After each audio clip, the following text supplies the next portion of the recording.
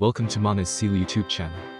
The previous video link is on the description box or on the top right card. Volume 16, The Half-Elf Godkin.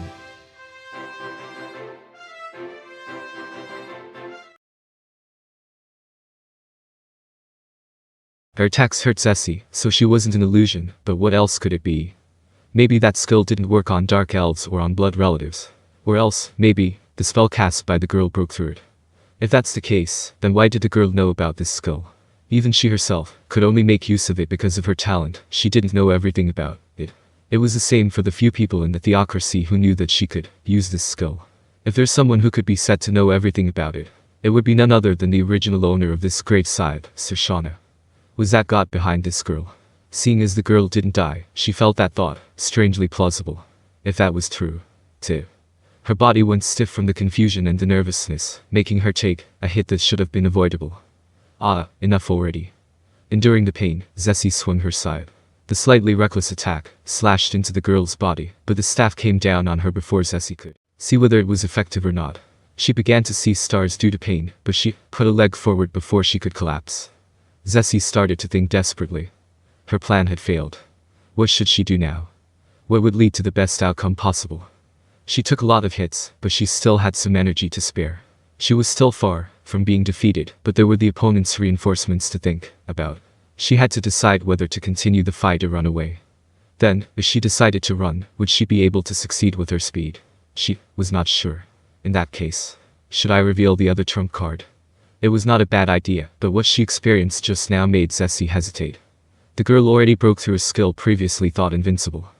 It was hard to imagine that this skill would get nullified as well, but maybe the girl could just disperse it with some other awesome magic. How many scrolls she has, and what magic can she use? There just isn't enough information.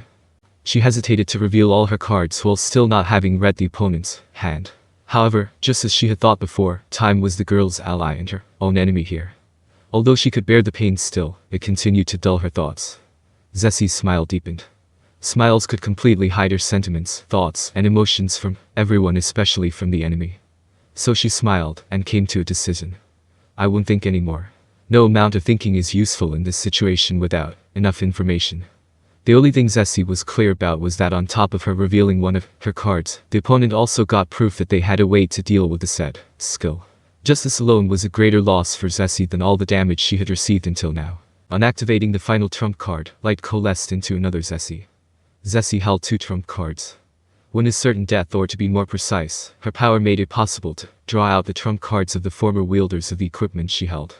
The other was from the class she acquired, Lesser Valkyrie Almighty, a clone, Einherjar. It was slightly weaker than Zessie, but still an overwhelmingly powerful summon, as Zessie was considerably strong herself. The girl widened her eyes again, letting out an A from surprise.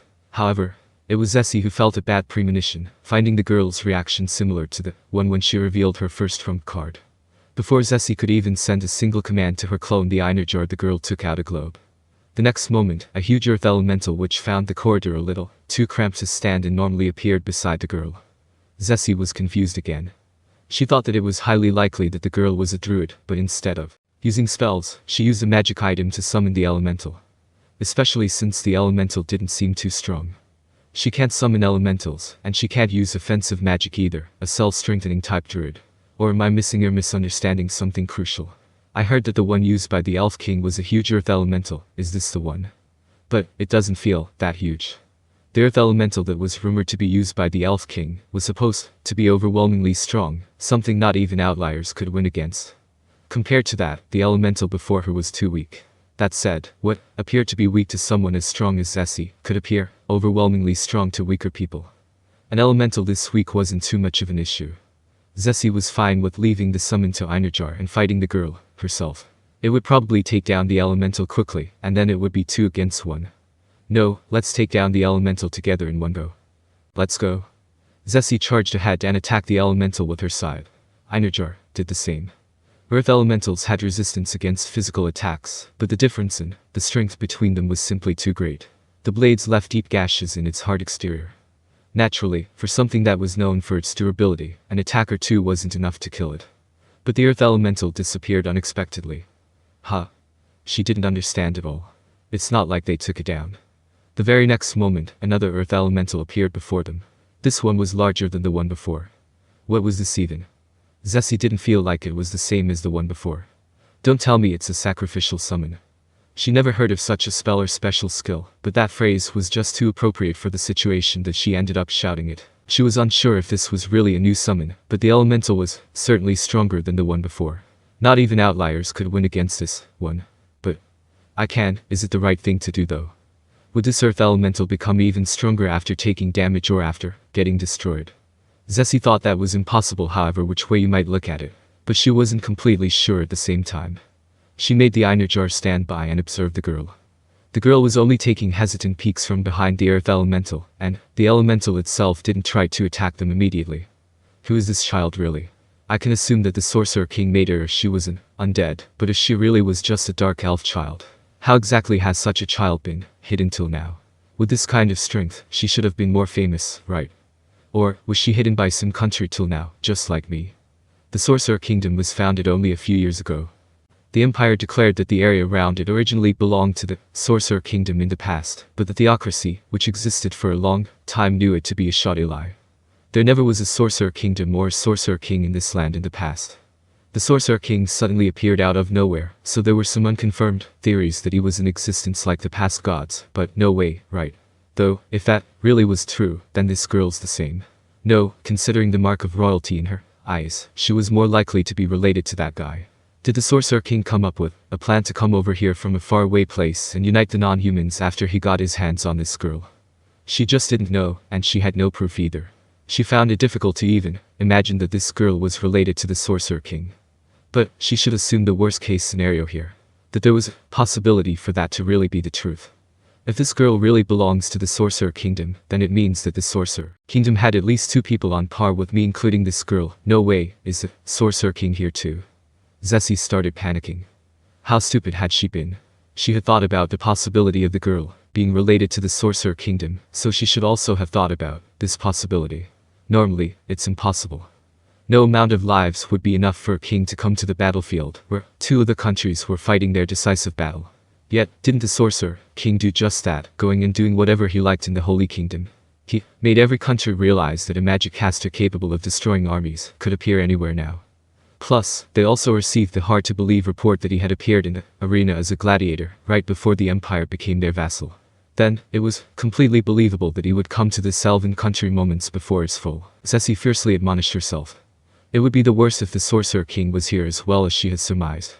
This girl alone was enough of a problem. The addition of that undead would wipe away any chance of victory she might have had. The theocracy had yet to complete its analysis of the Sorcerer King's true strength, but it was hard to think that someone who could annihilate an army of over 100,000 soldiers could be weaker than this girl. At present, it's nothing but layering conjecture over conjecture, but everything fell into place. Everything really did fall into place. I don't know what the other party is aiming for, but if the Sorcerer King himself is here, should I negotiate? If they managed to steal the Earth Elemental, then that was the same as usurping this country. The girl had the mark of royalty in her eyes. If the elves were shown that as proof of royal lineage and shown the Earth Elemental used by the Elf King obeying this girl, they would surely bend the knee. If they also fought us back, they would be highly popular as well. What perfect timing. What perfect timing. Zessie started feeling even more uneasy. The theocracy had accelerated its war with the elven country, rushing it to its conclusion only because the Sorcerer Kingdom started invading the kingdom, seemingly to destroy it. But is that what the Sorcerer Kingdom was truly aimed for?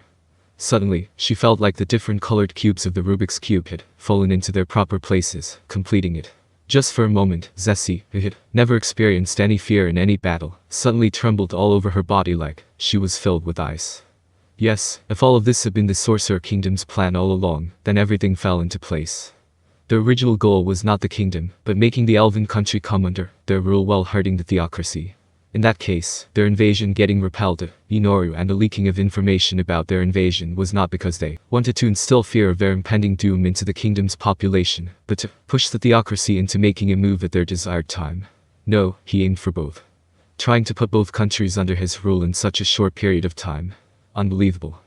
It's too unbelievable to think we had been dancing along to the Sorcerer Kingdom's tune all along, simply impossible. She didn't want to acknowledge it, but had to assume the worst-case scenario like before. The Supreme Executive Council evaluated the Sorcerer King as someone to be regarded with the highest level of caution. That, though he was a cut above the rest when it came to scheming, his fearsome power was what should warrant most caution. But if this had been the Sorcerer King's scheme, then the truly fearsome thing was not his power that could kill 100,000 soldiers in an instant. It was not the fact that he commanded subordinates powerful enough to eliminate all the 9 million citizens of the kingdom either. It was his ability to read 100 moves ahead while playing his opponent like a puppet through invisible strings. What they should fear most was his scheming mind. It was hopeless for them if someone who's already strong could also scheme. That would destroy the only weapon the weak had against the strong. Or, was it the demonic Prime Minister Albedo who schemed this? Whoever it was, no, wait. Was it not just these two countries, but also the theocracy? Are they planning to wipe out the soldiers deployed here and declare war? It was true that there were some people who would say that there was no problem, no matter how many weak soldiers died. A person who stepped into the realm of heroes was strong enough to surpass a few thousand soldiers. But that was how a strong person would think, and not what an ordinary citizen would think. The theocracy extolled human supremacy and united the country with that notion. The intention behind it was that unless the weak humans united and made the first move against non-humans, they would be the ones to get destroyed instead. And there was a good example of that scenario in the Draconic Kingdom, which bordered the Beastmen. However, were the common populace strong-willed enough to continue to fight if they realized that they were about to be destroyed by this hypothetical person with tremendous power?